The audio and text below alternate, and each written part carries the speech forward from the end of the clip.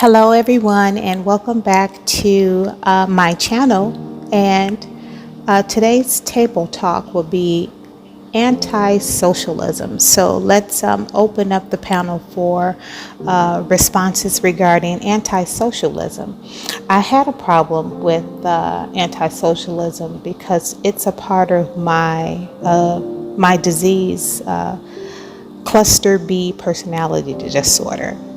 For cluster B personality disorder, you have just a basket of clusters of personality disorders. You will have antisocialism personality disorder. You will have a borderline personality disorder. You would have narcissistic personality disorder, and you will also have histrionic. And I will kind of break those down going forward in our table talks. We'll start to unpack them little by little because I like to do it little by little because it'll give us an opportunity to apply positive antidotes to those symptoms where we can bring our mind to a balance so we can behave responsibly with these diseases and these symptoms. Now, for me, I had a problem with anti-socialism personality disorder because I've always wanted, I always push people away. So for me, pushing people away mean I will always, I would tell a lie. I would say, oh no, I'm busy, or I can't be doing anything to keep them at bay. I would do it, because I just don't want to be around people. And I feel like people are threats, and I feel like they want to harm me. And because of that, I kind of give myself a safe bubble. And my house is kind of like my safe bubble.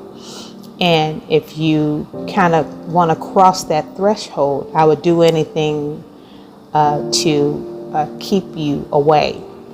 So for me, always telling them I'm not home, or I'm busy, or I'm not doing anything, or I got things I got things going on. I don't have time to stop and talk, or whatever I need to do to keep them at bay. I would do that. So that was one of my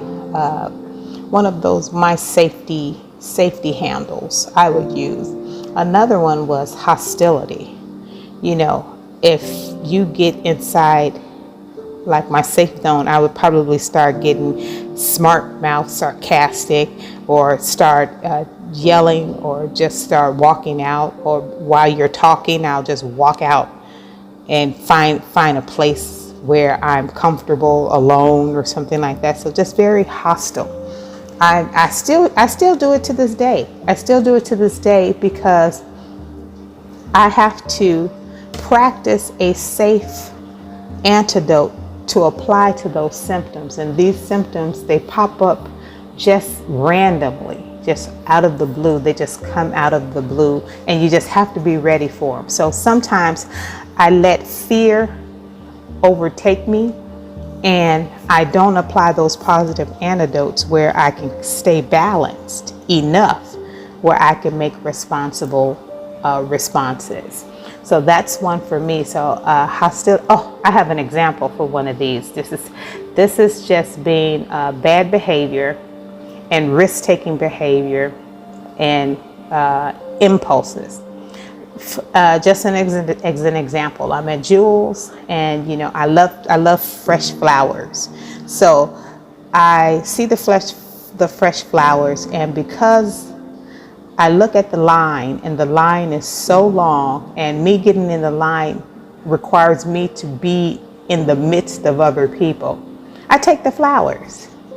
And so in your mind, anti-socialism is such a bad behavior. You wouldn't think that. You wouldn't think anti-socialism is a bad behavior because it just makes you want to be by yourself and want to be alone. But that's not true. It makes you respond irresponsibly. So that's why it's a part of the cluster B personality disorder family, because it really does have you misbehaving, and in some cases you can push away people that are trying to help, which is a negative, and you can probably get in trouble with the law, which is another negative. You don't want to do that. And you don't want to have that aggression and that hostility when you respond to people. So that's another thing too, because you have to understand their perception of hostility. How is this particular person perceiving my response to the question, for an example? And if I'm hostile and I'm sarcastic and I'm saying something just smart because my intent is I want to push you away. I want to get you out of my zone where I'm back to being myself and being safe in my little bubble. So I do things to make myself that way. So deceitfulness will be one of my things. What would be one of your things to be deceitful? Another one is I would put my music in my ear. And when I put my music in my ear, when people want to communicate with me, I will be like fake talking on the phone, fake like I'm talking on the phone, so I wouldn't have to engage myself. That's another one of my no-nos. So we have to, we kind of put on the table some of the things that we behave like, how antisocialism makes us behave. So now let's put together a positive antidote that brings us to a balance where we can balance out that bad symptom with a good practice, such as, socialism. Behavioral therapy works for me. I work with my clinician and coach me on behavioral therapies and ways we can combat that, and how can I get connected with other people and not see them as harmful threats. So clinicians, for me, I chose clinician. You probably will have another positive antidote that you would use for combating those bad symptoms. And it's very important. I think sometimes it'll also bring you to substance abuse, because you're not socializing, so you're kind of alone. And that's how bad thinking wants you to be. Bad thinking wants to get you alone, get you by yourself, so they can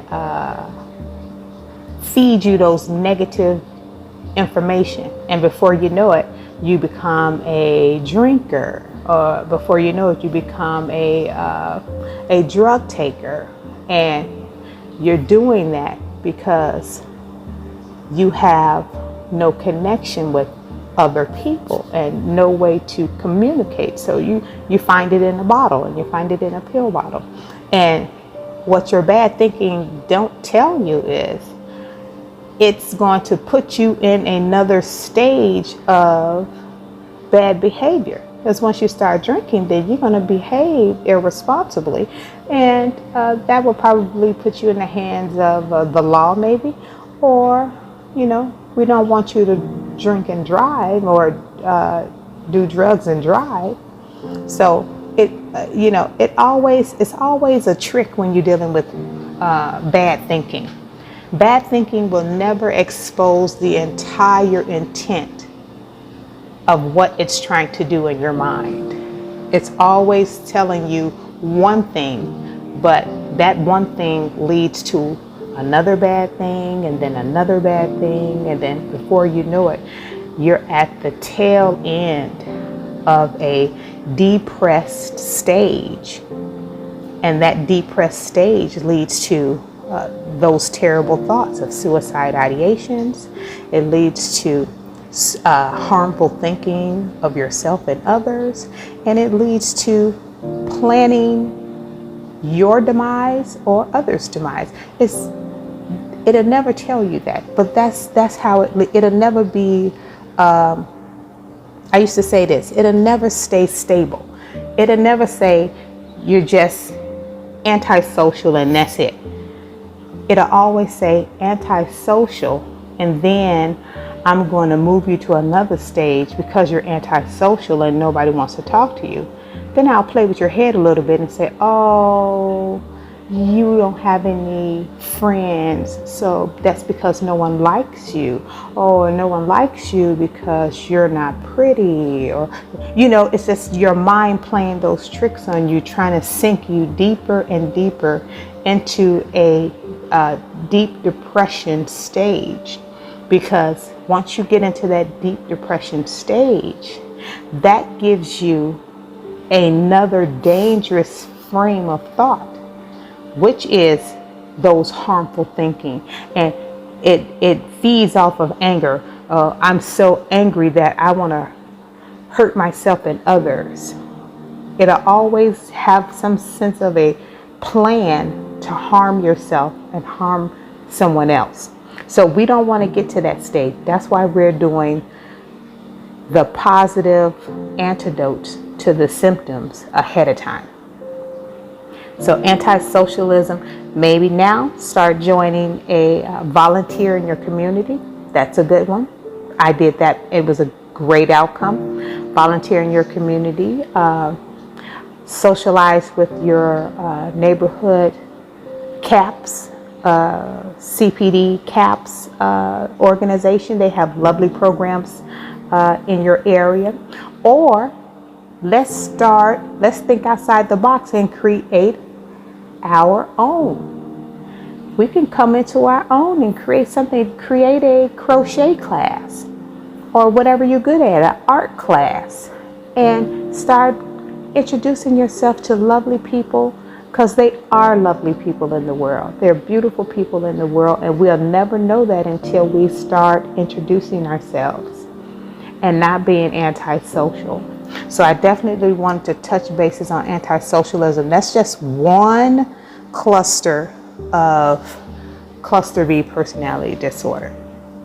And I like to do them one at a time so we can really start writing down some stuff, and then you start sharing with me what are your positive antidotes that you use. And I told you in one of my other speaking, I'm a walker. So I walk today for an hour, and I'm a biker. And then I bike for an hour. Those are one of my healthy outlets and one of my healthy antidotes that I use. And another thing I'm going to do is I'm going to start doing poetry. So we got some poets out there. Hey, let's start doing some poetry, and let's start getting our poetry out there where we can share. And it's about us and our community, and about sharing what our talents with our community and letting them know, like, hey, I'm gonna stop being antisocial finally. I'm gonna reach out to some other people finally. I'm gonna be volunteering in my neighborhood finally. I'm gonna start creating my own thing, and I'm gonna invite some people to my own stuff, and I'm gonna start living finally.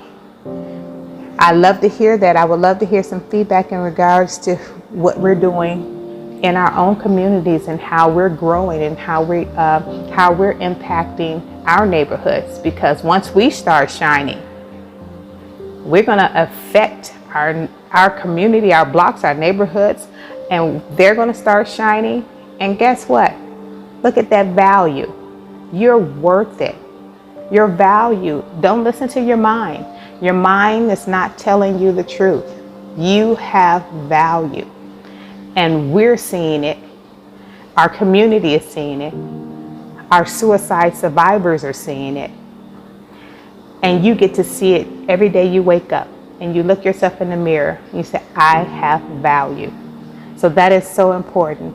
Definitely. So the next one we're going to be talking about, I definitely want to talk about narcissistic borderline personality disorder, because I had a kind of strange experience with mine.